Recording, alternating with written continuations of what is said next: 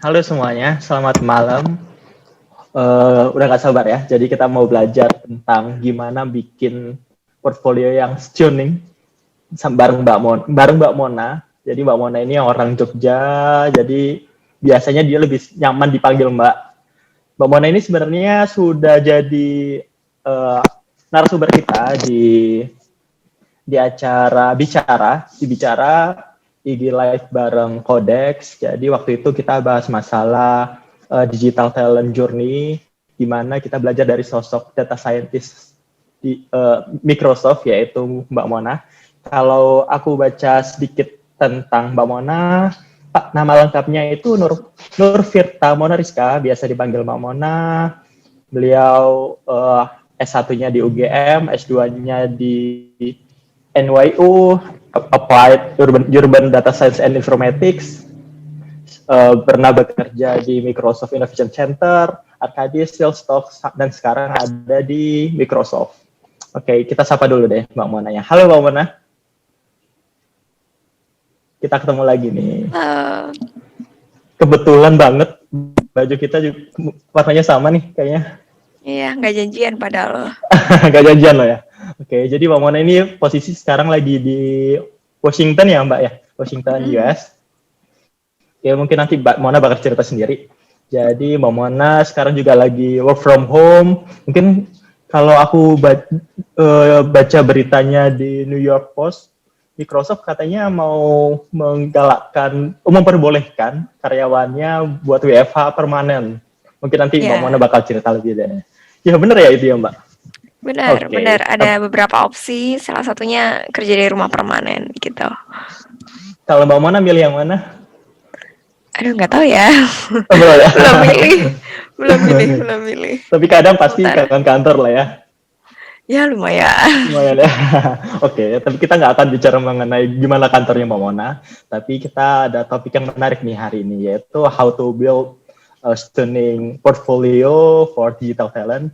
Jadi Mbak Mona ini sudah punya berbagai macam portfolionya, terutama bicara mengenai data. Karena Mbak Mona sudah sekitar 4-6 tahun sebagai data scientist. Jadi nanti Mbak Mona akan explore bagaimana beliau membuat atau merancang portfolionya, bagaimana mau publish, bagaimana dikenal orang, dan bagaimana bisa memberikan impact kepada banyak orang. Langsung saja saya kasih waktu ke Mbak Mona. Silakan Mbak Mona. Makasih Mas Hashim. Sama-sama Mbak. Oke, sorry Mbak Mona. Jadi sedikit saja buat teman-teman. Jangan lupa kalau ada pertanyaan langsung nyambung ke Slido-nya. Mungkin langsung cek di chat aja linknya di mana. Oke, silakan Mbak Mona. Oke, aku share screen dulu ya. Oke. Kelihatan nggak? Kelihatan. Oke, mantap. Oke, thank you teman-teman semua. Terima kasih udah gabung sama kita hari ini. Dan seperti yang Mas Hashim tadi bilang, di kesempatan kali ini aku bakal cerita tentang gimana caranya membangun portofolio. Tadi sebenarnya udah dikenalin sedikit sama Mas Hashim, tapi tak kenal maka tak sayang, perkenankanlah aku kenalan lagi. Jadi aku Mona, panggil Mona aja nggak apa-apa, Kak Mona, Mbak Mona, terserah. Aku udah sekitar 4 tahun kerja sebagai data scientist. Jadi karena backgroundku data scientist, topik yang bakal aku bawa, materi-materinya mungkin temanya akan berkutat seputar data scientist, tapi bisa di-apply ke banyak hal, di-apply ke banyak bidang gitu. Terus aku asli Jogja, kuliah di UGM Teknologi Informasi, terus lanjut ke Urban Informatics di NYU, sekarang bekerja di Microsoft sebagai data scientist di Cyber Security AI. Terus buat yang pengen sapa-sapa, buat yang pengen mention, silahkan. Saya ada Twitter, ada Medium di @monariska. Oke, jadi kalau misalkan aku ngomong tentang portofolio, biasanya tuh orang-orang langsung pada tanya tuh kayak apaan tuh Kak gitu. Kenapa butuh Kak? Kapan mulainya Kak? Gimana bikinnya Kak? Taruhnya di mana? Banyak banget pertanyaannya. Jadi kita akan bahas semua hal ini di hari ini. Pertama, kita akan bahas portofolio itu apa sih sebenarnya gitu. Kenapa penting gitu. Jadi portofolio itu ibarat museum, tapi bukan teman-teman yang jadi fosil terus dimuseumin, bukan. Jadi museum untuk karya teman-teman. Jadi tempat untuk pamer kemampuan, pamer stylenya, dan juga untuk majang dokumentasi-dokumentasi pekerjaan, pengalaman, dan achievement apa aja yang udah dicapai oleh teman-teman. Jadi itu kayak museum teman-teman, tapi nggak perlu nunggu teman-teman sampai uh, udah ratusan tahun dulu baru masuk museum. Terus selanjutnya kenapa butuh portofolio? Jadi pertama adalah untuk membuktikan kemampuan teman-teman biar nggak cuma omong doang kalau misalkan interview atau kalau misalkan ngobrol sama orang. Terus juga membedakan dari yang lain dan untuk menambah pengalaman. Karena dengan membuat portofolio kita juga membuat project yang akhirnya menambah pengalaman untuk kita sendiri. Nah, tapi sebenarnya alasan realnya nih, tambahan alasannya, kalau misalkan ngelamar kerja, bisa kan yang butuh IPK tinggi atau kayak pengalaman mentereng gitu, sekolah di tempat yang bagus. Tapi nggak semua orang bisa punya IPK bagus, nggak semua orang bisa uh, punya privilege untuk sekolah di sekolah yang bagus, dapat riset yang bagus segala macem. Tapi semua orang tuh bisa buat portofolio. Jadi portofolio tuh free market, semua orang bisa bikin. Jadi itu adalah satu-satunya jalan untuk itu tadi membedakan teman-teman dari kandidat yang lain yang misalkan udah S2, udah punya IPK bagus. Nah, portofolio bisa dipakai untuk mengimbangi itu semua. Nah, terus alasan selanjutnya ini lebih personal banget sih. Jadi aku 2 kali lamar pekerjaan di sini itu yang bikin aku lulus tuh sebenarnya portofolio. Jadi di pekerjaan pertama aku waktu itu jadi intern data scientist intern di sebuah consulting firm, engineering consulting firm, dan waktu itu mereka company-nya datang ke sekolah kayak ada job fair gitu. Terus kita ngobrol, terus company-nya ternyata punya proyek X yang nyambung sama salah satu final project yang aku kerjain. Terus ya udah aku sodorin aja portofolio aku. Ini loh aku udah kerjain project ini di mata kuliah X ini di final project yang mana aku kerjain. Terus aku jelasin ABCDEFG. Terus tato dipanggil wawancara dan keterima jadi intern.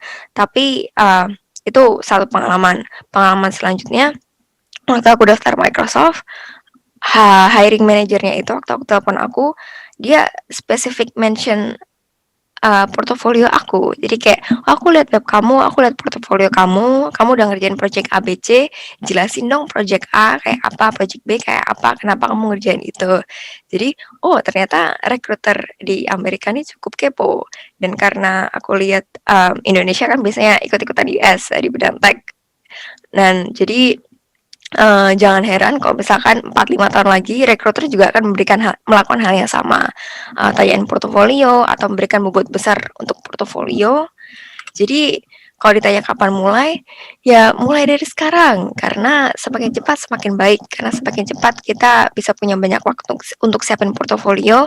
Jadi ketika nanti di masa depan beberapa tahun lagi portofolio itu udah super ngetop, teman-teman aku udah punya dari dulu gitu. Terus pertanyaan selanjutnya gimana caranya? Biasanya orang tanya, gimana kak? Aku nggak pernah bikin portofolio. Aku nggak tahu gimana mulainya. Sebenarnya ada rumusnya. Rumusnya ini klasik banget. Amati, tiru, modifikasi. Jadi pertama ini ada 5 step ya yang bisa diikutin teman-teman. Yang pertama kita contoh dulu, copy dulu buat latihan, buat cari inspirasi dari project orang lain. Ini bisa kita lihat dari Medium, dari GitHub. Kalau spesifik data science, ada yang namanya data camp. Dan data camp tuh punya section khusus project. Dan di situ tuh ada kayak semacam code along gitu. Jadi kita bisa ngoding, udah disiapin gitu platformnya. Kita tinggal follow aja. Jadi bisa ngerjain kayak mini project dari situ. Nah itu kita bisa pakai buat latihan. Garis besarnya, aku garis bawahi latihan. Gitu. Setelah latihan, setelah kira-kira udah latihan pakai beberapa project orang lain, kita kan jadi tahu nih, oh ternyata kurang lebih bikin user journey itu kayak gini, misalkan buat desainer atau buat web developer, oh bikin web yang responsif tuh kayak gini, segala macam. Jadi teman-teman udah tahu nih banyak hal dari latihan tersebut. Jadi teman-teman udah mulai tahu apa yang kira-kira teman-teman suka. Nah, saran aku, teman-teman habis itu mulai cari topik sendiri yang dekat dan yang disuka. Kenapa? Karena kok ngerjain project yang disuka tuh kita lebih antusias gitu dan hasilnya lebih kelihatan kayak antusiasmenya, terus ketulusannya tuh lebih kelihatan di proyeknya gitu. Terus habis itu lihat contoh dari orang lain yang mirip kalau ada. Misalkan nih kita udah punya satu topik, lihat dicari di internet kalau misalkan udah ada orang yang bikin portofolio atau project yang mirip kayak gitu. Habis itu kita modifikasi sesuai problem yang ingin pecahkan. Kita pecahkan soal problemnya kan nggak akan sama persis sama problem orang lain itu dan sesuai dengan gaya kita. Jadi kita personalize sesuai apa yang pengen kita capai dan kita tuh seperti apa aslinya. Terus diulangi terus tahapnya dari 2 sampai 4 sampai akhirnya punya beberapa proyek yang bagus, yang mantap gitu. Nah, biar nggak ngawang-ngawang, ini aku kasih contoh apa yang udah aku lakukan selama ini. Jadi pertama, ini journey aku pribadi ya, jadi anggap ini dongeng aja, anggap aku bercerita aja. Ini journey aku pribadi itu aku pertama mulai lihat-lihat dari kompetisi Kaggle, karena aku data scientist kan. Nah, aku lihat-lihat gimana sih orang-orang biasanya mereka ngerjain kompetisi Kaggle. Jadi aku buka Kaggle, aku buka datasetnya, kompetisinya, terus aku lihat solusi orang biasanya submit solusi atau kernels gitu kan. Aku lihat-lihat, oh orang-orang tuh biasanya kayak gini gitu. Terus aku contek, aku copy, aku contek gitu. Awalnya dari situ aku ambil beberapa. Terus habis itu, oh ya ini kalau misalkan di dunia desain bisa dilihat-lihat dari Dribble. Nah, di situ ada banyak contoh yang lagi-lagi teman-teman bisa coba contek duluan untuk latihan. Garis besar di sini adalah latihan. Nah, habis itu cari topik yang disuka. Suka apa? Suka finance, suka biologi, suka image processing, suka data visualization, cyber security, atau transportation. Nah, ini kalau aku pribadi, aku emang suka transportation. Jadi aku transportation geek gitu. Aku suka bis, aku suka kereta, aku suka hal yang berbau transportasi gitu. Nah, jadi aku pengen fokus tentang hal itu. Aku pengen fokus tentang transportasi untuk portofolio aku. Nah, habis itu aku cari contoh proyek yang mirip. Dan di sini ada salah satu proyek dari orang namanya Will Gary. Ini salah satu kenalan aku sekarang. Karena dulu aku suka kepo dia. Ya, aku dulu suka kepo blognya, soalnya blognya sesuai banget dengan apa yang aku suka, karena aku suka transportasi. Terus habis itu dia pernah bikin animasi ini, wah ini keren banget gitu, aku pengen bikin kayak gini. Jadi aku kepo dia, terus aku kontak dia, terus ternyata dia kenal sama temanku, dan kita akhirnya pernah makan bareng, terus sekarang kita jadi temen gitu. Menarik sekali bukan dunia ini. Dan ini bisa dicari dimanapun, di Medium, di Twitter, personal blog gitu. Rajin nyari aja di internet kayak apa.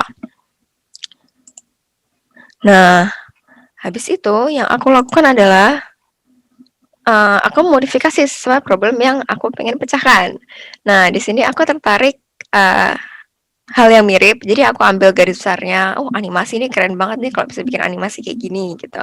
Terus tapi kan aku pengen original dong, nggak mau cuma nyontek. Jadi aku ambil topik kemacetan Jakarta, soalnya Jakarta terkenal macet, iyalah klasik gitu. Jadi aku pikir akan menarik kalau angkat topik ini. Terus aku pengen bikin animasinya selama seminggu gitu. Jadilah aku bikin video ini, bikin portofolio ini. Jadi aku bikin animasi Jakarta selama seminggu terinspirasi dari apa yang telah dilakukan oleh Will tadi. Kayak loosely inspired gitu. Jadi ini salah satu contoh portofolio aku yang aku bikin. Nah, habis itu tahap selanjutnya adalah kalau udah kita ulangi sampai punya beberapa. Jadi satu aja tuh nggak cukup, kita harus punya beberapa untuk membuktikan bahwa, oh kita nggak cuman kayak one hit wonder gitu kalau penyanyi, tapi kita juga bisa melakukan, beberapa hal dengan skill set yang kita punya. Jadi dimulai dari yang sederhana aja, jadi portofolio awalku juga B aja gitu, nggak terlalu bagus, tapi that's okay gitu, karena itu juga proses belajar kita, dan nggak apa-apa kita mencantumkan proses belajar kita di portofolio, itu menunjukkan bahwa kita tuh bertumbuh gitu, kita nggak tiba-tiba jadi indah gitu. Dan setelah dimulai dari yang sederhana, dimulai dari yang dekat, habis itu kita lanjutin, kita bikin portofolio terus menerus sampai akhirnya kita bisa bikin project yang lebih kompleks. Dan kalau dilihat di sini kan Jakarta Traffic tadi aja salah satu yang portofolio terakhir aku gitu. Nah, habis itu pertanyaan selanjutnya adalah kalau kita udah punya terus ditaruh di mana Kak gitu? Apa dibiarin aja gitu? Jangan, jadi harus dipajang. Namanya juga museum kan. Museum kan nggak terus pribadi di rumah terus nggak ada orang mampir gitu. Jadi kalau misalkan yang software related atau data science gitu, biasanya kita pasang code-nya, kita simpan code-nya di GitHub supaya bisa di copy orang lain, supaya bisa orang lain bisa belajar dari kita juga. Terus habis itu kita idealnya mencantumkan deskripsi mengenai proyek tersebut, entah itu di readme file-nya di GitHub atau di tempat-tempat kayak Medium, GitHub I/O, terus atau kalau mau setup web sendiri itu bisa gratis pakai WordPress misalnya, Tumblr ada yang masih mainan Tumblr. Terus bisa juga berbayar. Jadi teman-teman langganan sendiri, misalkan dari Squarespace atau platform-platform yang lain.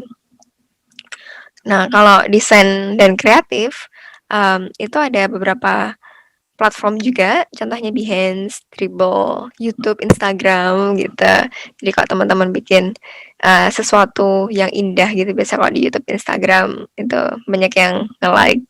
Nah, sama kalau bisa idealnya juga dikasih web untuk memberikan deskripsi mengenai proyek tersebut, entah itu di Medium, entah itu setup website sendiri, bebas, atau deskripsi di Instagram, deskripsi di YouTube, deskripsi di Dribbble, Behance gitu.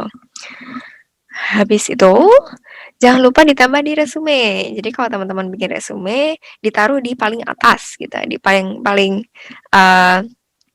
atas habis nama, taruh email, data diri, dan juga portofolio. Itu kayak nomor 1 ditaruh di situ. Soalnya biar orang-orang bisa langsung kepo. Kalau rekruternya sibuk, mereka kayak misalkan nggak sempat lihat secara detail resume teman-teman, mereka bisa ke portofolio langsung gitu. Nah, portofolio kan banyak macamnya tuh, ada yang kayak ya udah B aja gitu. Tapi di sini kita mau fokus ke gimana caranya bikin stunning portofolio untuk membedakan teman-teman dengan kandidat yang lain misalnya atau orang yang lain.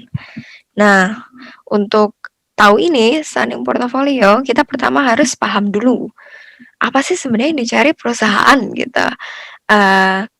Ini sebenarnya jawaban yang bisa ngasih jawaban ini sebenarnya orang-orang dari teman-teman dari Codex sih, Mas Hashim itu pasti lebih tahu apa yang dicari di perusahaan. Tapi secara garis besar selama ini yang pernah aku alami, perusahaan tuh pasti cari hard skill sama soft skill, ya kan? Hard skillnya apa contohnya? Banyak hal, kalau misalkan teman-teman di data, itu bisa tentang data cleaning, data exploration, habis itu coding, versioning, terus tergantung perusahaannya butuh apa. Misal perusahaannya butuh NLP, Natural Language Processing, butuh machine learning kah, butuh data visualization, atau untuk yang teman-teman desain apakah butuh pakai Figma atau butuh bisa bikin user journey, whatever itu. Dan juga soft skill. Nah, soft skill ini biasanya nggak berubah di pekerjaan-pekerjaan pada umumnya gitu. Biasanya perusahaan tuh nyari orang yang bisa problem solving, memecahkan sebuah problem, terus juga bisa berkomunikasi, melakukan presentasi. Presentasi ini nggak harus terus kayak presentasi kayak aku sekarang ini di depan teman-teman, tapi dalam artian bisa menyajikan hasilnya dengan komunikatif, entah itu dalam bentuk tulisan, entah itu dalam bentuk gambar segala macam itu harus komunikatif dan juga kolaborasi. Karena di era zaman sekarang kita biasanya nggak kerja sendirian, kita kerja sama orang lain dan harus saling support. Nah, ini harus diingat-ingat dulu, kita harus ada di mindsetnya rekruter, mindset orang-orang yang biasanya mencari pekerja, apa sih yang sebenarnya mereka cari, dan itu kita serap dulu, kita pahamin dulu. Nah, ketika kita udah paham apa yang sebenarnya dicari sama perusahaan ini, nah kita jadi tahu apa sih yang harusnya kita lakukan ketika kita bikin portofolio, biar portofolio kita semakin stunning, biar semakin beda sama yang lain dan biar meng-cater apa yang sebenarnya diinginkan perusahaan. Misalnya, pertama kita harus cari data atau bahan sendiri. Jadi bukan jangan juga ya, sebaiknya tidak menggunakan data yang sekarang udah banyak tersebar atau udah biasa dipakai orang gitu. Kalau misalkan di dunia data science, misalkan data Titanic gitu, data MNIST gitu yang kayak literally jutaan orang udah pernah lihat, udah pernah pakai gitu. Nah itu makanya coba dicari data sendiri atau bahan sendiri. Terus habis itu idenya harus original dan relatable. Jadi lagi-lagi teman-teman setelah tahu apa yang teman-teman suka, terus apa yang dekat dengan teman-teman, itu coba cari ide original. Itu dari mana dapatnya? Biasanya ya itu tadi dari banyaknya latihan, teman-teman jadi tahu tuh apa yang missing nih biasanya. Oh, setelah aku banyak latihan ternyata orang-orang jarang banget nih ngangkat topik misalkan tentang K-pop gitu. Aku mau bikin penelitian atau portofolio tentang K-pop gitu. Nah itu boleh banget, itu sangat original dan bisa breakthrough dan relatable banget kan karena banyak orang sekarang dengerin K-pop misalnya. Nah, terus yang ketiga yang terpenting adalah alur berpikir dan logika pemecahan masalah yang jelas. Karena perusahaan tadi pengen orang yang bisa problem solving, orang yang bisa memecahkan masalah gitu, nggak cuman kerja aja diperintah. Jadi kita harus dalam portofolio kita harus bisa menjelaskan kita tuh gimana sih come up with a solution gitu. Kita gimana caranya bisa ketemu ide ini, kok bisa, kenapa kita misalkan ambil K-pop gitu, whatever kalau misalkan teman-teman ambil K-pop dan ada problemnya dan pemecahan masalahnya, metodenya harus jelas, kayak gitu. Terus lagi-lagi sesuaikan skill dengan tema dan pekerjaan yang dicari, karena nggak semua perusahaan mencari hal yang sama kan, ada yang nyarinya fokus ke misalkan bidang telekomunikasi gitu, kayak Telkom, atau ada di bidang perbankan gitu misalkan kalau misalkan teman-teman kerja di perbankan.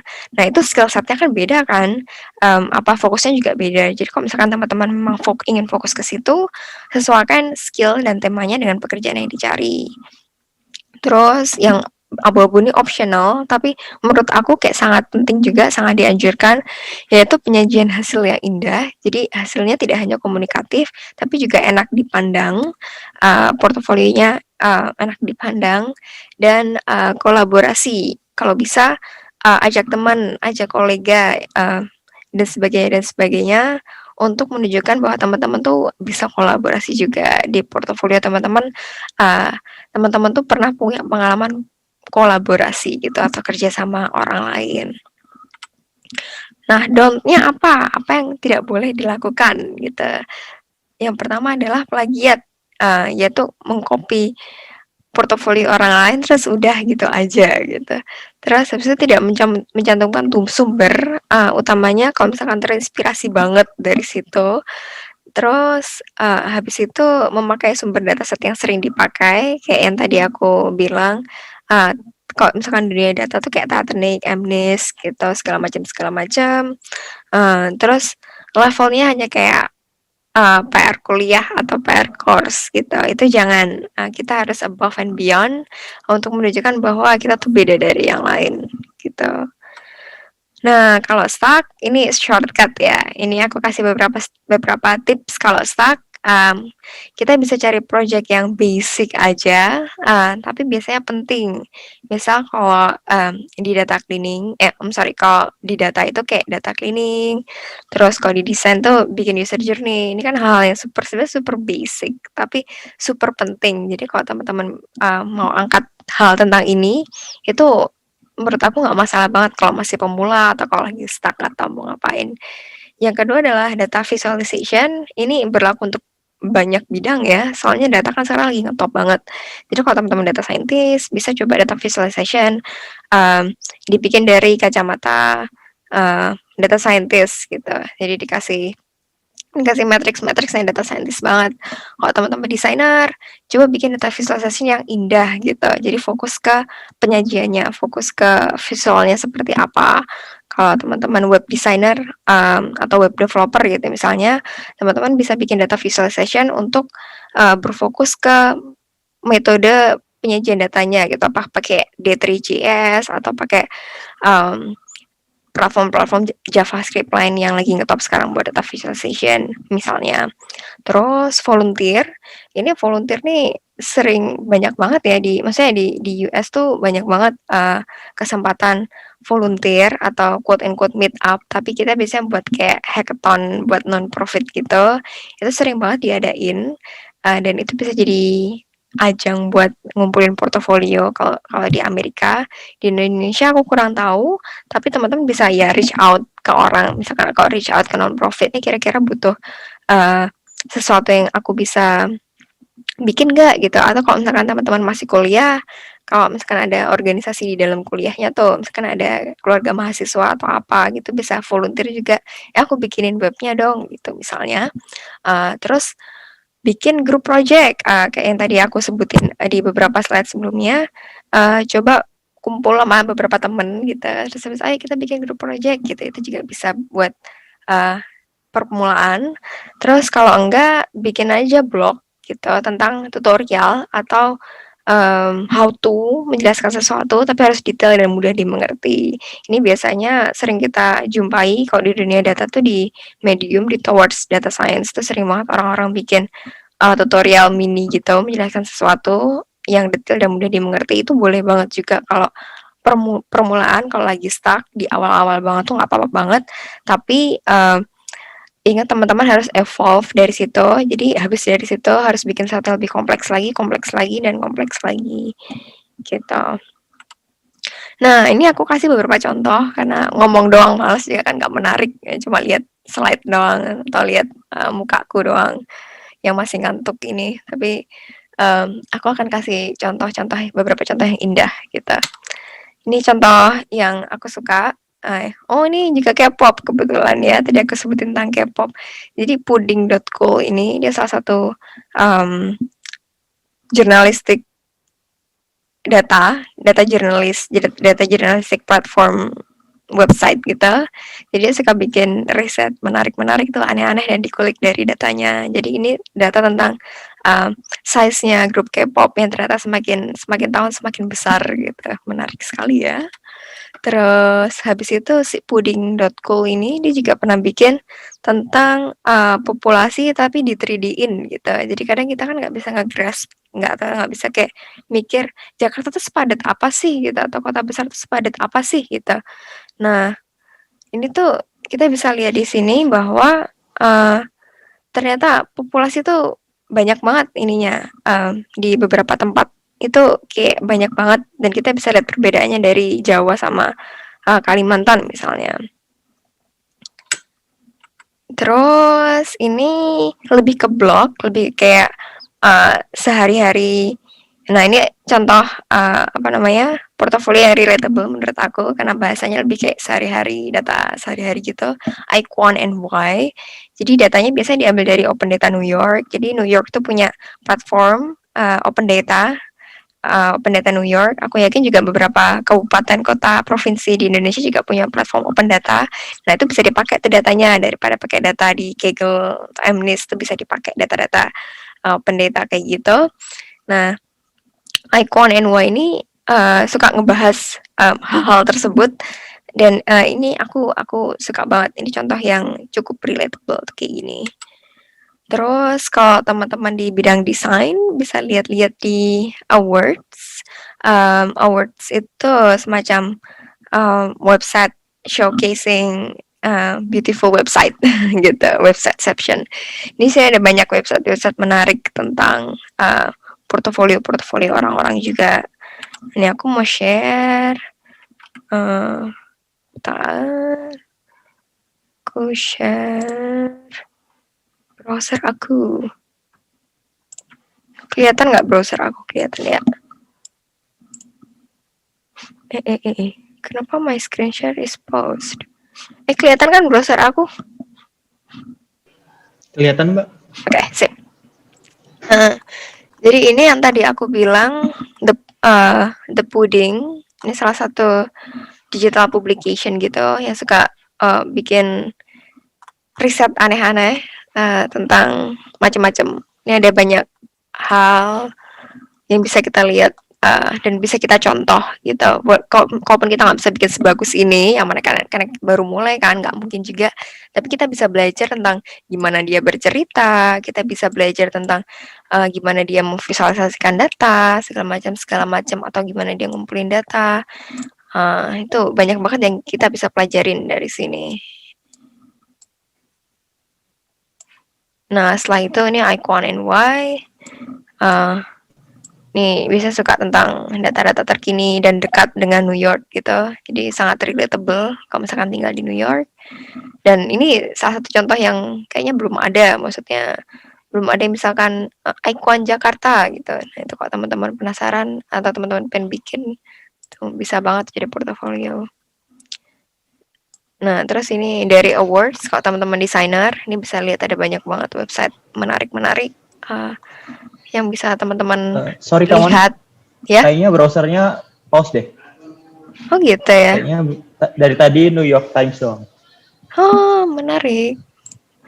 Mari aku cek. Kalau sekarang kelihatan nggak? Nah, udah. Oke, sorry. Ulang lagi deh kalau gitu. Ini pertama ini ada pudding.cool. Ini yang tadi aku bilang dia tuh punya banyak riset menarik tentang data. Nah, ini kita bisa lihat satu-satu, misalkan worst highest paid NBA player gitu-gitu. Terus mana ya tadi yang aku lihat ya? Nah, ini yang tadi yang K-pop yang aku lihat. Ini menarik banget. Jadi walaupun kita belum bisa bikin sebagus ini, misalkan kita bisa lihat gimana cara dia menyajikan datanya atau gimana cara dia bercerita. Nah, lagi-lagi amati, tiru, modifikasi. Kita tiru apa yang kira-kira bisa kita tiru di sini. Gitu. Ini contoh lain juga. Ini menarik banget. Terus Icon and Why yang tadi aku bilang cukup relatable karena ini bisa cuma ngambil data dari Open Data New York biasanya, terus habis itu dianalisis aja, diceritain tentang apa yang terjadi, jadi cukup relatable. Terus kalau teman-teman desainer, ini salah satu yang aku suka, awards, website portfolio. Ini kumpulan portofolio orang-orang yang udah jago banget. Jadi kalau misalkan buat pemula akan sangat susah gitu bikin, tapi lagi-lagi kita tidak harus ya kan semua hal nggak langsung jadi semalam. Jadi kita bisa tiru hal-hal yang menarik, 1-2 hal yang menarik dari website-website atau portofolio-portofolio ini. Ini misalkan kayak gimana dia nampilin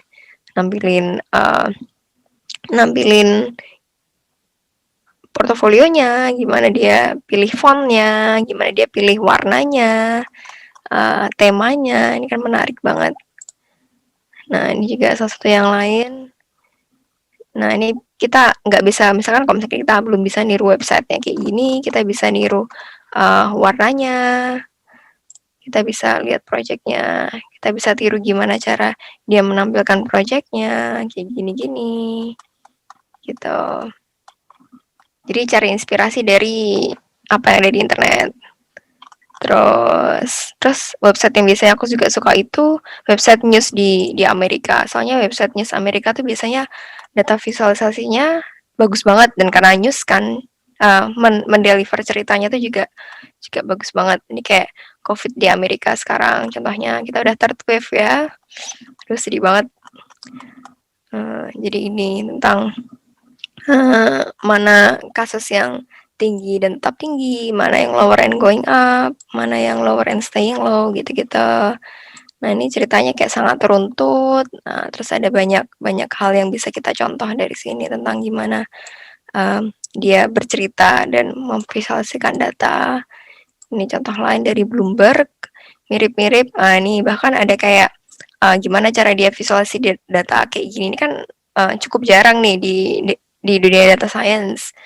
Dan ini menarik banget nih, kita bisa lihat, oh ternyata ada visualisasi data pakai biting, apa sih, lidi kayak gini. Wah, menarik banget gitu.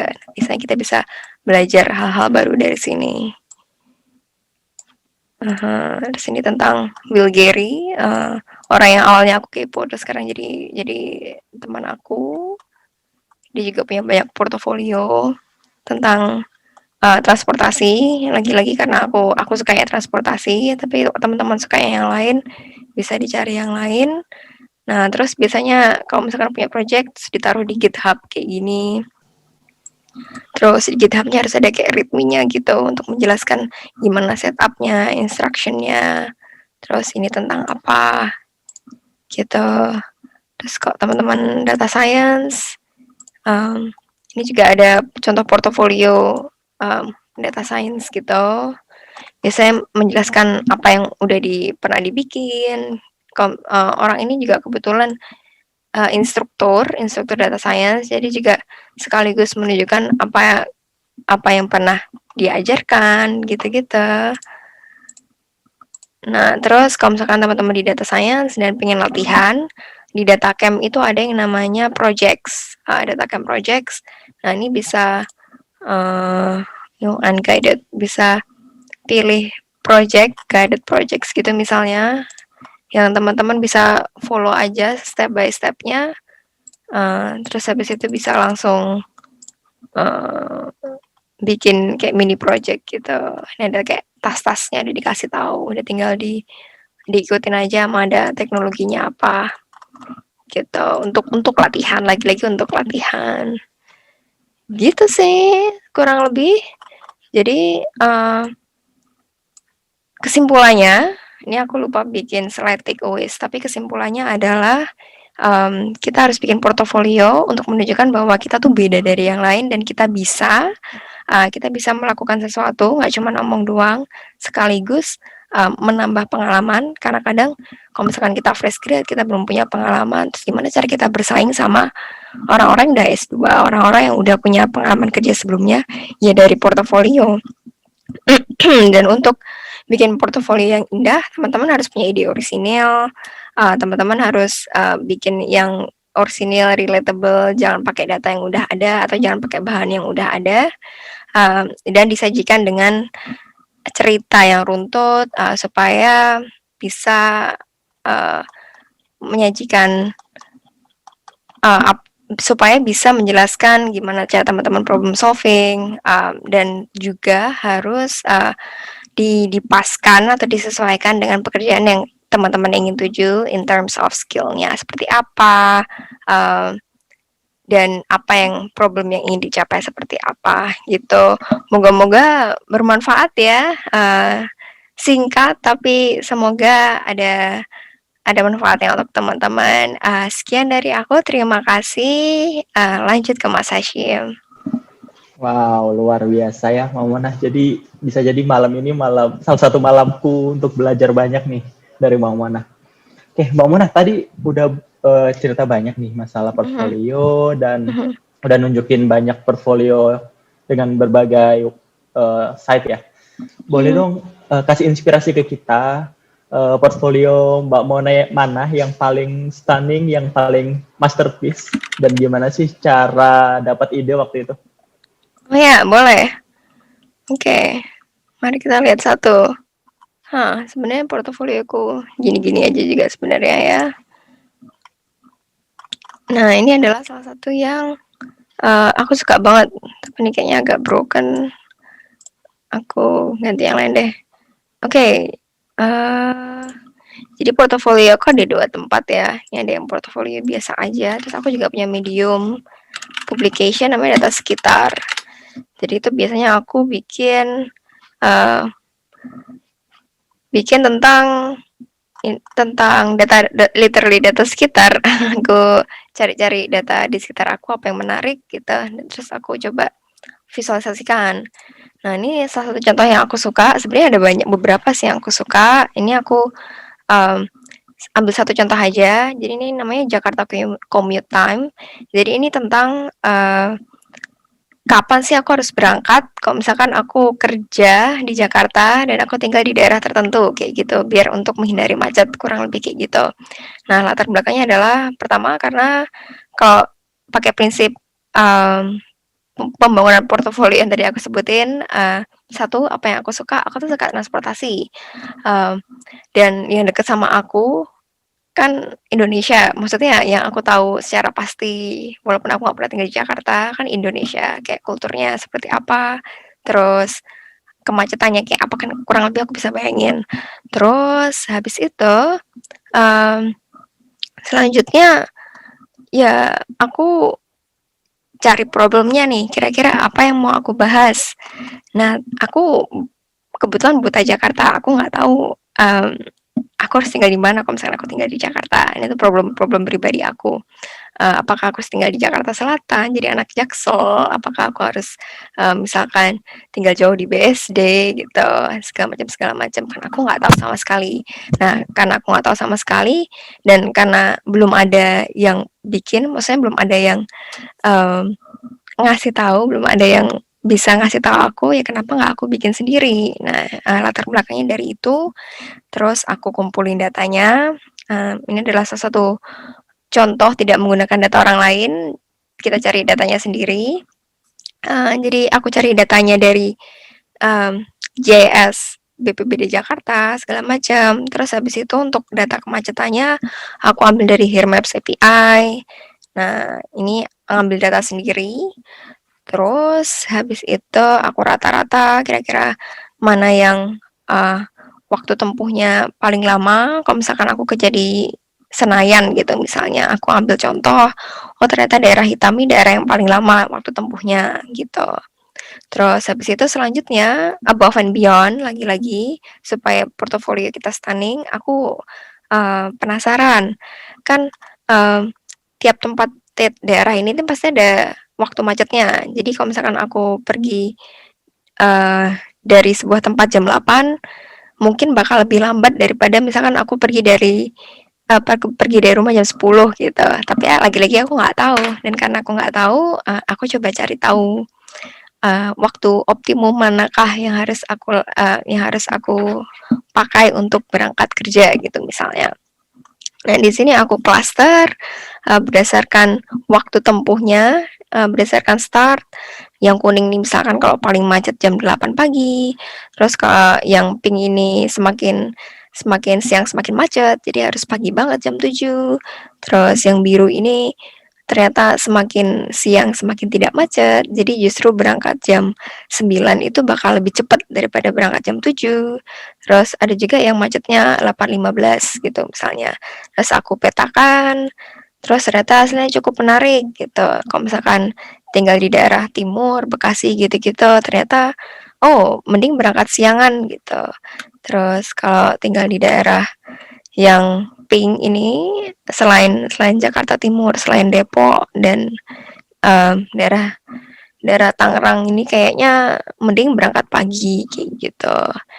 Nah, ini ini begitu juga waktu pulangnya sama metodenya, dan ini merupakan salah satu yang aku suka banget, aku cukup bangga karena ternyata banyak yang relate sama ini. Jadi banyak yang reach out ke aku, wah ini berguna banget gitu. Dan atau kasih testimoni, oh iya benar kalau berangkat dari Bekasi ini emang paling cepat berangkatnya kalau siang gitu.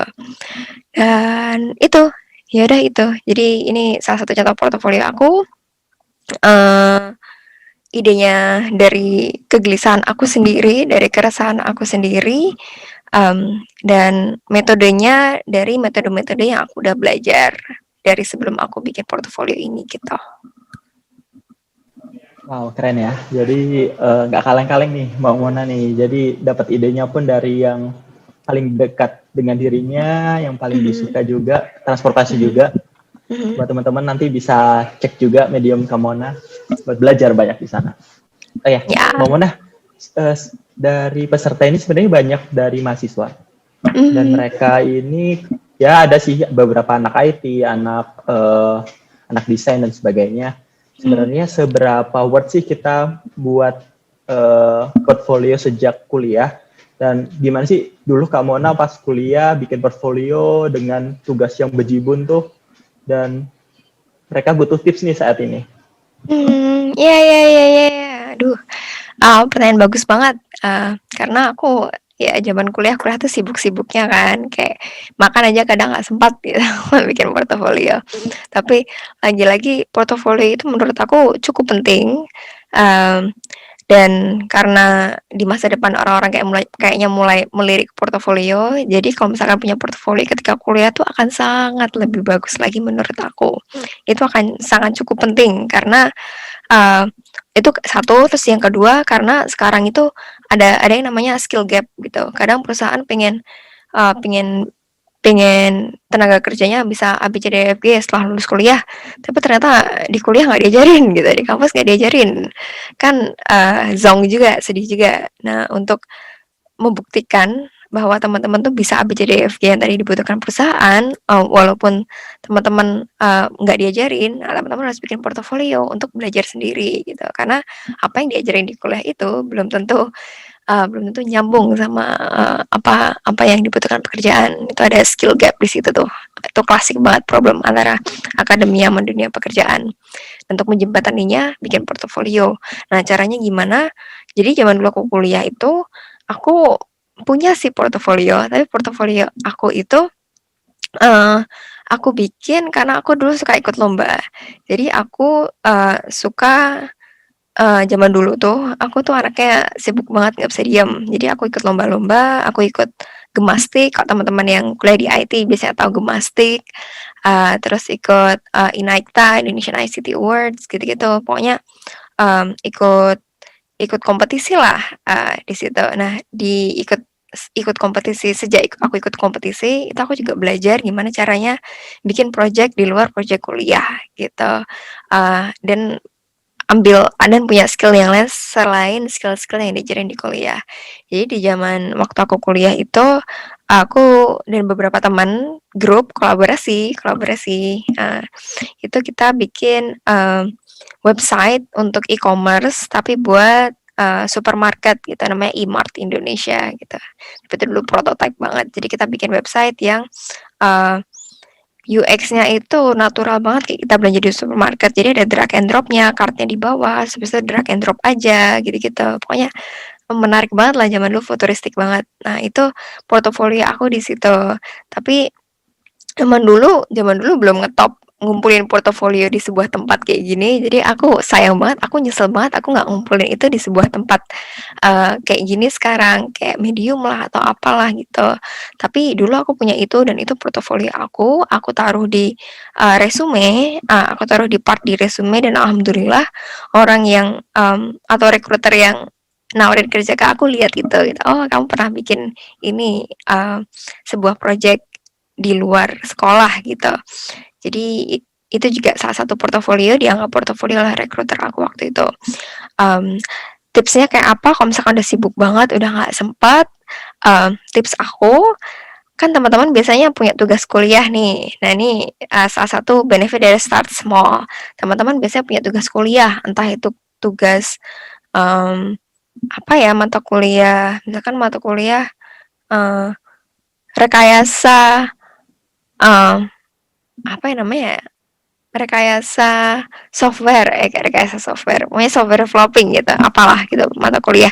Nah, mata kuliah kayak gitu tuh biasanya ada mini projectnya, teman-teman ingat atau sadar atau enggak, kan ada mini projectnya tuh, harus bikin sesuatu gitu, atau harus bikin project gitu. Nah, mulailah ngerjain projectnya dengan niat gitu, nggak cuman asal jadi. Jadi sekali mendayung 2-3 pulau terlampaui.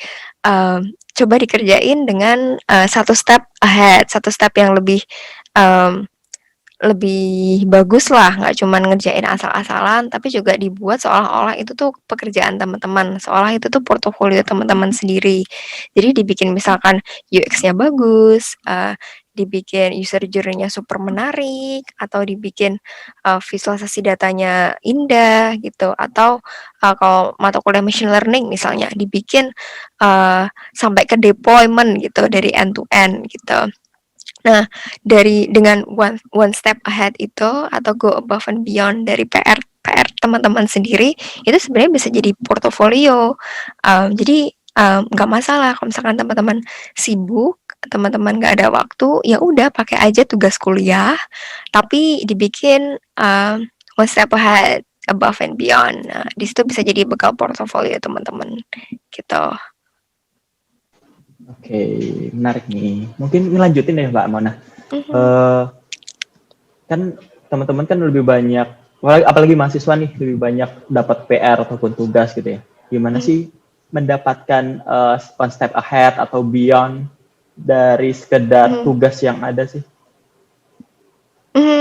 Ya, kalau tugas-tugas kuliah biasa itu emang susah sih ya, apa namanya, kalau cuman tugas ngerjain PR yang di kertas gitu, susah banget, above and beyond. Ini biasanya, tugas-tugasnya yang bisa above and beyond itu biasanya tugas-tugas yang, ada papernya gitu atau ada tugas akhirnya. Nah, itu caranya gimana? Menurut aku, set mindsetnya seperti ini adalah sebuah project gitu. Jadi dibikin projectnya serius, nggak cuman tugas kuliah, tapi buat seolah-olah ini adalah project kerjaan aku udah kerja, ini project aku punya klienku adalah dosenku misalkan, dan aku udah bisa memuaskan dosen gitu. Aku bisa bikin dosenku um, ternganga akan final project aku ini gitu. Jadi satu set mindsetnya dulu, udah dari situ. Nah setelah set mindset, nah habis itu baru tuh kita list hal-hal apa aja yang kira-kira bisa bikin ini above and beyond gitu. Kita kan bisa um, berhayal tuh, kita bisa melakukan banyak hal ke project ini. Misalkan kalau misalkan disuruh bikin app, oh aku pingin berhayalnya adalah aku pingin app ini masuk ke Google Store gitu, atau aku pengen app ini jadi nomor satu gitu ya. Ya di list dulu semua hayalannya, terus habis itu dicoret-coret kira-kira apa yang kayak terlalu terlalu ngayal gitu. Terus habis itu dilakukan apa yang nggak dicoret tadi gitu, dilakukan apa yang ternyata sebenarnya teman-teman bisa bikin gitu. Um, dan itu satu. Terus yang kedua, um, mentorship tuh sebenarnya penting banget karena teman-teman tuh nggak tahu gimana cara bikin ini above above and beyond, karena teman-teman nggak tahu, ini pengalaman pertama teman-teman nggak tahu gimana caranya. Nah coba deketin kakak tingkat, mereka kan pasti udah pernah melakukan tugas yang sama zaman dulu, misalnya tanya, kak dulu bikin tugasnya kayak apa gitu. Nah uh, contoh contoh kerjaan kakak tingkat tersebut sebagai latihan, terus cari source sebanyak-banyaknya dari kakak tingkat, terus kita bandingin nih, oh ternyata tahun sebelumnya bikin A B C D E F G gitu, apa yang belum pernah dibikin ya. Nah dari situ kita bisa tahu tuh apa yang bisa kita tambahkan dari proyek tersebut, atau dari apa yang pernah dilakukan kakak tingkat, apa yang belum pernah dilakukan, kita bisa tahu, dan kira-kira apa yang bisa kita tambahkan dari situ, gitu sih. Oke, Semoga siap Mbak. membantu. Ya. Sangat membantu sih Mbak Mona. Terus ini nih ada pertanyaan dari Mas Yusuf Nur Wahid. Sebenarnya salah satu pain problemku juga ketika kita nyari dataset nih. Kadang kan kalau yang Mbak Mona ceritain kan sebenarnya lebih banyak kita cari masalahnya dulu, yang paling kita senengi, yang ada di sekitar kita, baru kita ngulik-ngulik, kita dapat datanya. Terus mungkin ada case kita dapat datanya dulu, baru kita tarik nih, kita bisa ngasih insight apa nih. Nah, sebenarnya kalau menurut Mbak Mona yang cocok yang mana? Dan juga kalau bisa dibilang di Indonesia ini kalau bicara dataset kadang ada, kadang enggak, kadang rapi, kadang nggak lengkap dan sebagainya. Gimana sih cara nyarinya itu, Mbak? Ya pertanyaan bagus banget. Emang kadang kita dikasih data terus habis itu kerjain aja gitu kan, kita nggak tahu harus ngapain. Nah kalau case-nya seperti itu, um, biasanya dieksplorasi dulu datanya sebanyak-banyaknya. Oke, kasus pertama adalah ketika kita dikasih data, terus habis itu kita belum punya ide. Jadi karena latihan itu penting, jadi menurutku kalau misalkan kita udah banyak latihan sebelumnya, kadang kita udah tahu nih harus harus datanya harus diapain gitu kan. Ketika kita dikasih data baru yang belum kita nggak ngerti apa idenya sama sekali, kita udah tahu datanya harus diapain, dieksplorasi seperti apa. Jadi latihan itu penting banget. Jadi saran aku latihan supaya ketika dikasih data baru, kita udah tahu si data ini enaknya diapain dan eksplorasi data sebanyak-banyaknya, sedetail-detailnya sebanyak-banyaknya supaya kita tahu garis besarnya seperti apa dan kita bisa melakukan apa. Jadi itu benar-benar dari pengalaman dan benar-benar dari si datanya sendiri itu seperti apa. Terus kalau misalkan tentang data nggak rapi atau data yang nggak ada, itu justru peluang untuk teman-teman untuk membuat portofolio yang bagus. Karena datanya nggak ada, teman-teman bisa misalkan kumpulin sendiri. Dan itu udah poin plus banget kalau misalkan aku rekruter dan aku lihat portofolio yang datanya nggak ada terus datanya dikumpulin sendiri, itu kayak wow gitu, kayak inisiatif sekali orang ini, nggak ada datanya cari data sendiri gitu. Dan dicari dari BPS misalnya atau cari bikin survei sendiri di Twitter gitu atau survei di TikTok, Instagram, whatever kayak gitu. Terus tentang datanya nggak bersih sama itu juga kok datanya nggak bersih itu sangat sangat sangat jadi peluang untuk teman-teman bikin portofolio tentang itu karena sebagai data scientist 80% isu kita itu sebenarnya cleaning data, nggak ada datanya atau bersihin data. Pokoknya tentang data collection dan data preparation itu sendiri. Itu 80% sendiri. Dan menurut aku kalau teman-teman bisa angkat topik itu, angkat tentang data yang nggak bersih, terus teman-teman jabarin proses gimana bersihinnya, jabarin proses gimana bikin dia lengkap, itu juga udah wow sekali. Karena kalau teman-teman bisa melakukan hal itu, ibaratnya kalau misalkan di dunia masak nih, itu berarti teman-teman udah jago banget knifing-nya, jago banget potong-potong buah sayurnya, buah bahannya. Jadi kalau misalkan aku rekruter, aku akan sangat suka dengan orang yang seperti itu. Jadi data yang tidak lengkap, data yang missing itu nggak masalah banget karena itu peluang buat teman-teman untuk melengkapi dan mencari datanya dan dibikin portfolio. Terus cari data dari mana? Kalau misalkan baru mulai banget nih pengen cari data tapi nggak pengen cari data yang B aja, nggak pengen cari data yang udah banyak diiniin orang-orang. Aku tuh suka lihat BPS. Jadi kalau di US kan banyak open data. Dan di Indo sendiri kan sebenarnya ada BPS. Dan ini kita bisa cari banyak data aneh-aneh sebenarnya. Misalnya ekonomi. Nah ini ada banyak hasil-hasil ekonomi. Cuman yang aku nggak suka dari BPS adalah websitenya ini sangat tidak enak. Itulah pokoknya dicari data di BPS. Yang walaupun websitenya sangat tidak menyenangkan ini, nah itu bisa jadi artikel juga, tapi jadi salah satu artikel sendiri gimana cari data di BPS misalnya. Itu ngebantu banget tuh kalau ada orang bikin kayak gitu. Nah, cari data di BPS atau Open Data Indonesia. Nih Indonesia punya portal satu data nih. Ternyata. Nah, cari aja kata kunci yang dicari. Misalkan transportasi. Aku suka transportasi. Mari aku cari transportasi.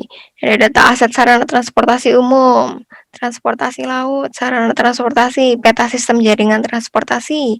Banyak banget ternyata data-datanya.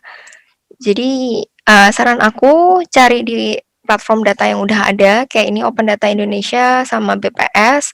Walaupun painful banget ini cari datanya di BPS, tapi itu bisa jadi start teman-teman. Kalau misalkan teman-teman pengen mulai tapi takut cari data sendiri. Nah, setelah banyak latihan, setelah banyak pengalaman, bisa tuh dimulai teman-teman cari datanya sendiri atau bikin datanya sendiri, ngumpulin dari survei lah, dari API lah segala macam, supaya bisa lebih jago lagi gitu. Oke, siap Mau Mana. Jadi emang sih salah satu kendala di Indonesia tuh datanya datanya cukup beragam dan belum tentu kita juga dapat. Dan emang salah satu solusinya kita nyari sendiri dan itu bisa jadi nilai plus kita di mata recruiter. Ya. Oke, kita lanjut ya, Mona. Ini ada pertanyaan Ya. dari Mas Muhammad Arif.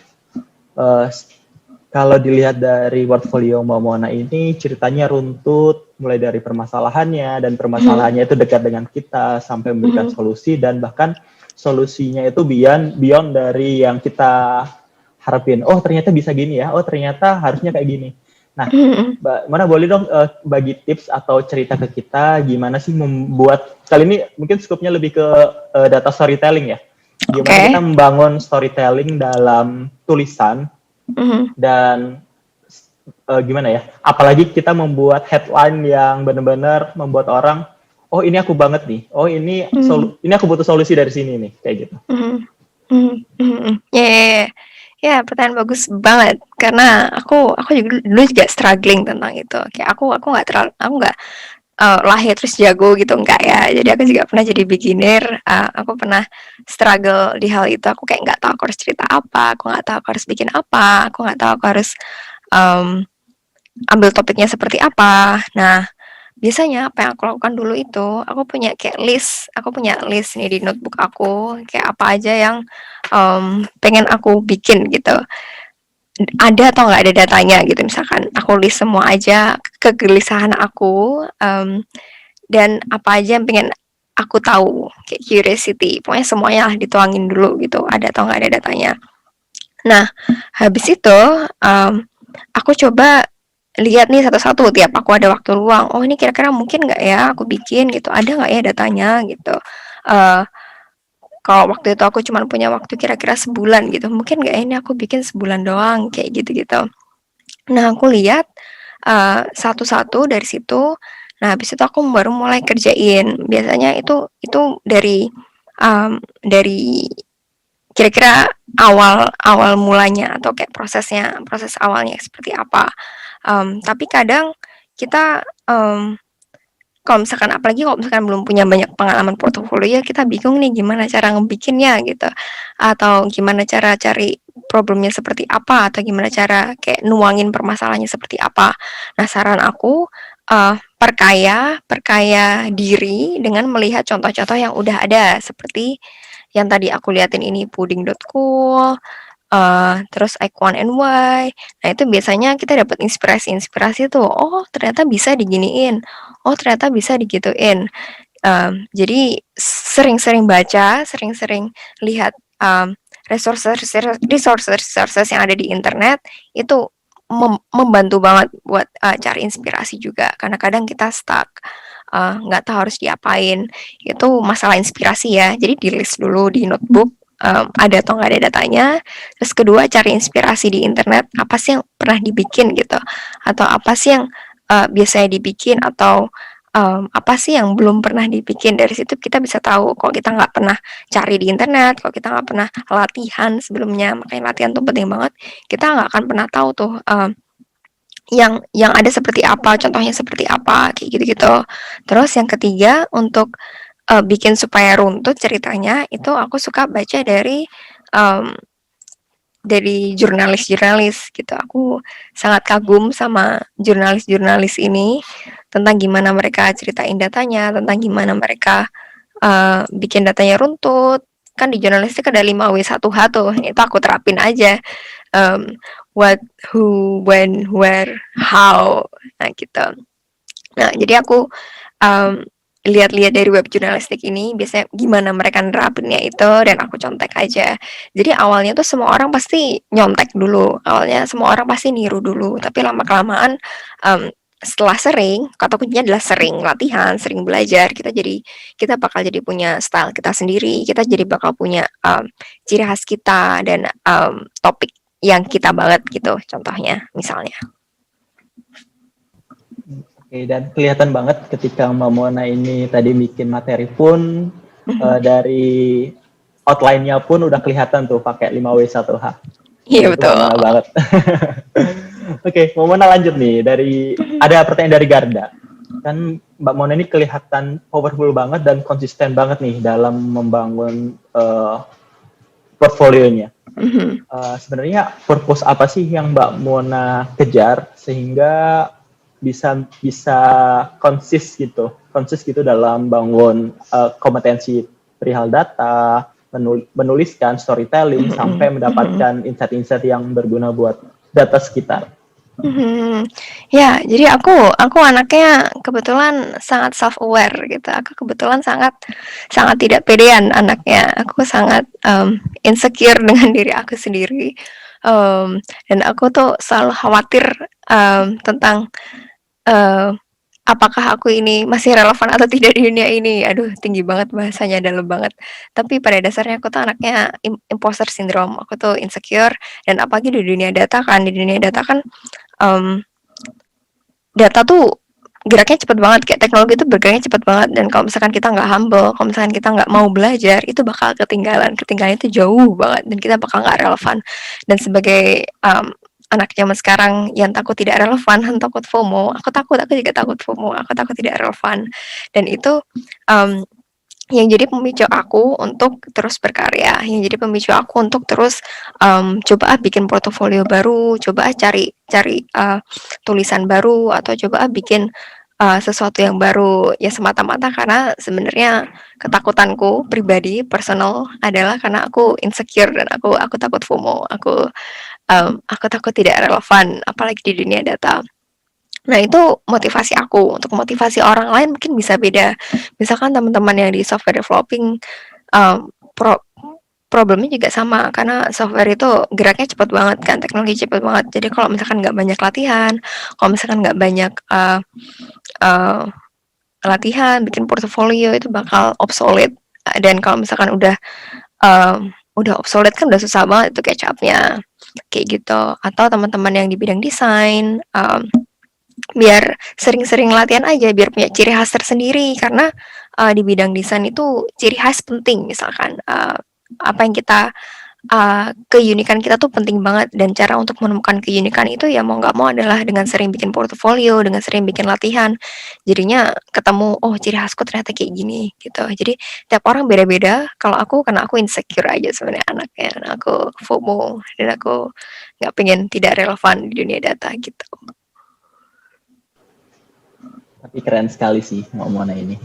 Dari yang diceritain dari awal sampai sekarang, apa ya, rendah hati banget ketika dia bicara mengenai output atau impact-impact yang dia berikan. Oke, lanjut nih. Mungkin ini terakhir Mbak Mona, karena di sini udah hampir jam 10 dan Mbak Mona hampir jam 7 ya.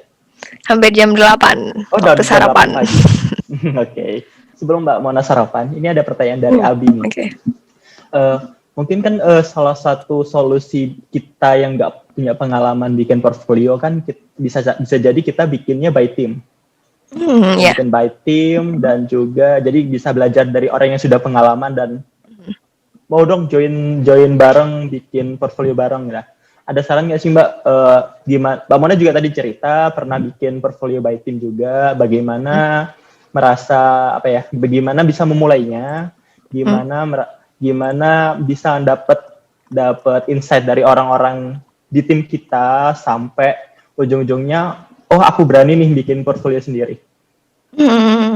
Ya, pertanyaan bagus, karena aku juga awalnya tidak sendirian.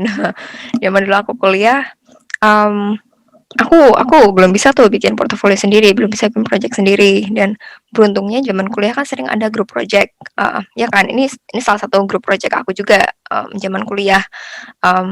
Dan itu harus kita manfaatin banget. Wah, dikasih grup project, kadang di-assign, kadang kita bikin sendiri kan. Jadi kalau bikin sendiri itu lebih enak lagi tuh, kita punya kemerdekaan untuk memilih teman sendiri.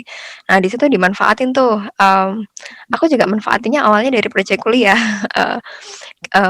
Gabung sama teman-teman kuliah yang kita udah kenal, terus kita bikin project. Nah, dari situ kalau misalkan temennya klop, kita biasanya habis itu, oh kita bisa bikin buat lomba nih, atau kita bisa bikin buat paper nih gitu. Tapi lagi-lagi itu kadang itu iya kalau temennya klop gitu. Tapi kalau enggak, tenang, masih ada project selanjutnya atau masih ada PR selanjutnya. Jadi makanya aku iri sama teman-teman yang masih kuliah, soalnya teman-teman masih kuliah tuh biasanya masih punya PR, masih punya, grup assignment yang ada grupnya. Jadi bisa dimanfaatin untuk bikin grup project, sementara kalau misalkan udah kerjaan, walaupun ada teman kerjaan, teman kolega, kan belum tentu, project-nya bisa kita showcase, ya bisa sih, tapi tidak se-fleksibel kalau misalkan masih kuliah gitu. Jadi dimanfaatin tuh assignment kuliah teman-teman, teman-teman yang biasa bareng-bareng ketika kuliah, bareng-bareng ketika, satu grup PR gitu, manfaatin aja itu sih menurut aku. Kalau nggak cocok ya udah masih ada PR yang lain, dicoba lagi gitu. Nah, itu teman-teman, apalagi yang masih kuliah, jadi manfaatin diskusi bareng sama Mhm. tim, sama teman-temannya. Jadi, mulailah berendah hati, dan jangan merasa tinggi, jadi biar kita bisa belajar banyak dari orang. Mhm, Oke, dan betul. terakhir nih, Mbak Mona, ada nggak sih tips-tips yang bisa disampaikan ke teman-teman, terutama prediksi soal data scientist di masa depan itu kayak gimana, biar teman-teman itu catch up ataupun relate dalam membangun portfolionya. Ya, prediksi masa depan, di masa depan menurut aku, data scientist bakal masih masih banyak yang butuh sih, soalnya, Indonesia sekarang lagi mulai-mulainya nyari banget gitu. Ya dari dulu sih, tapi sekarang lagi kayak wah booming banget.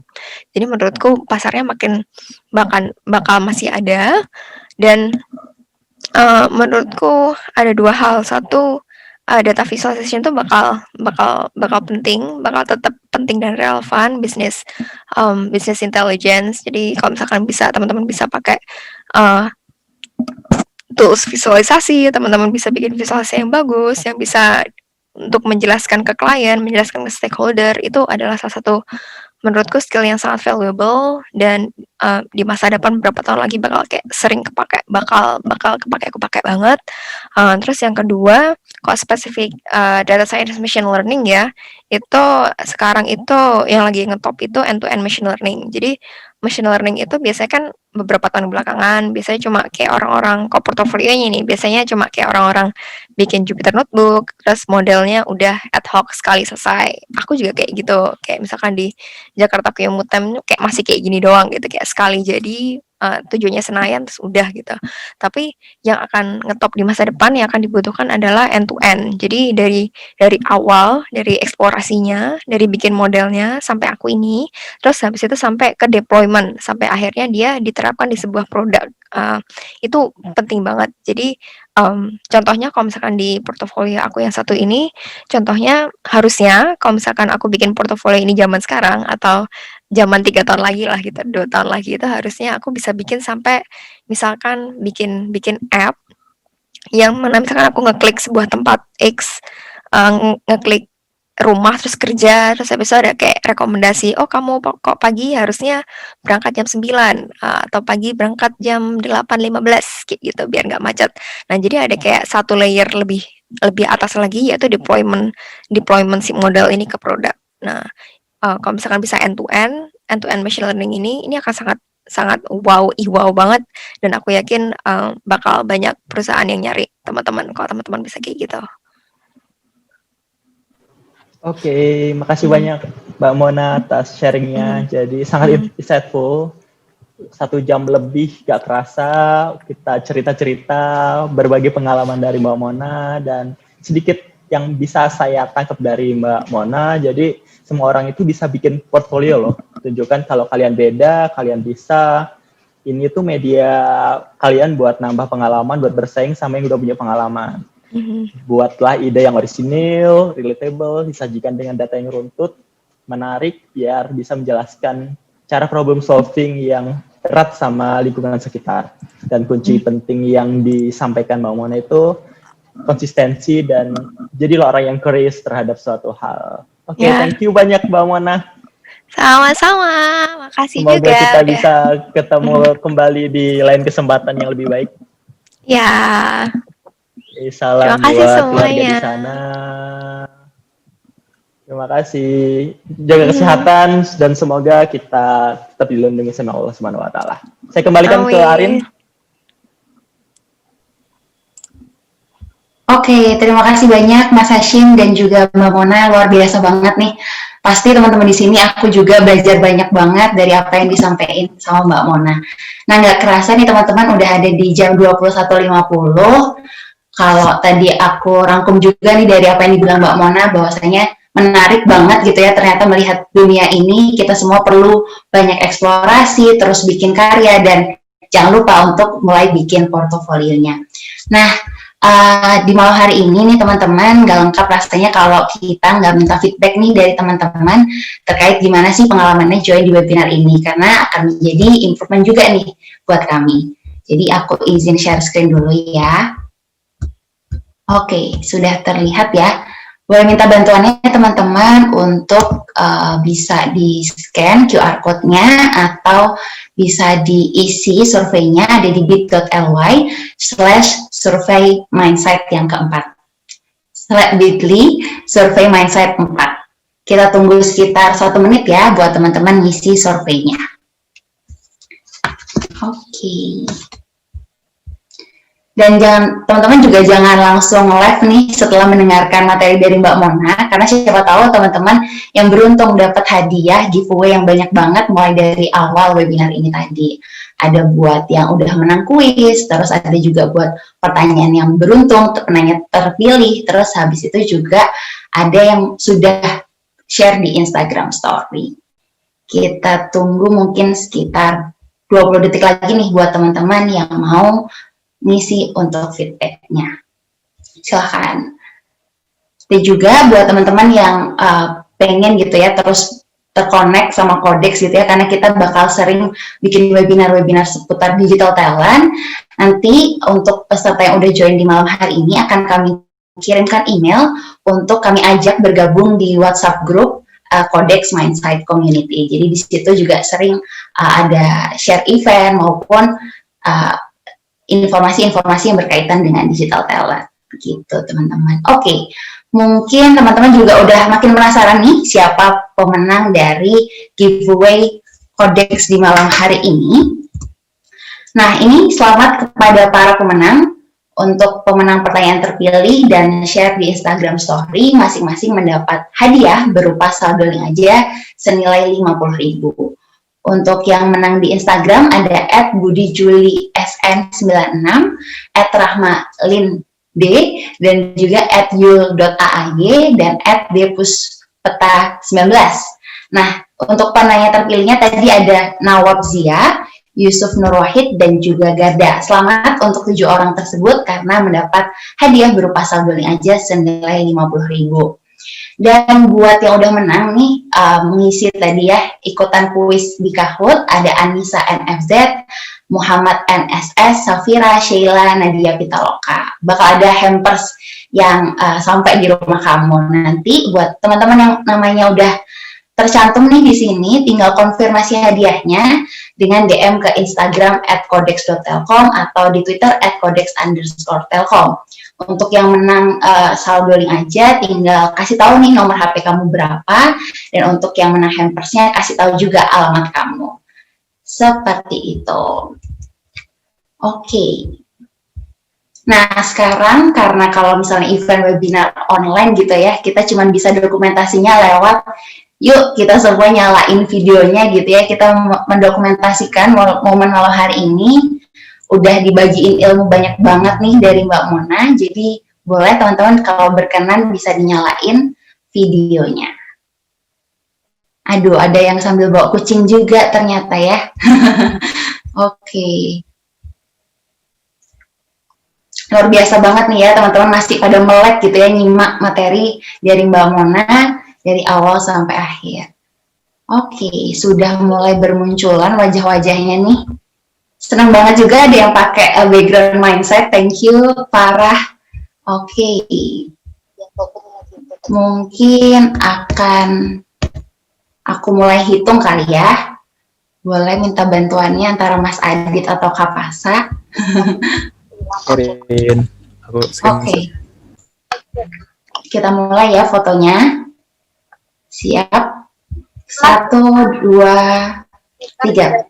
SDM cuman datanya itu. Oke, sekali lagi.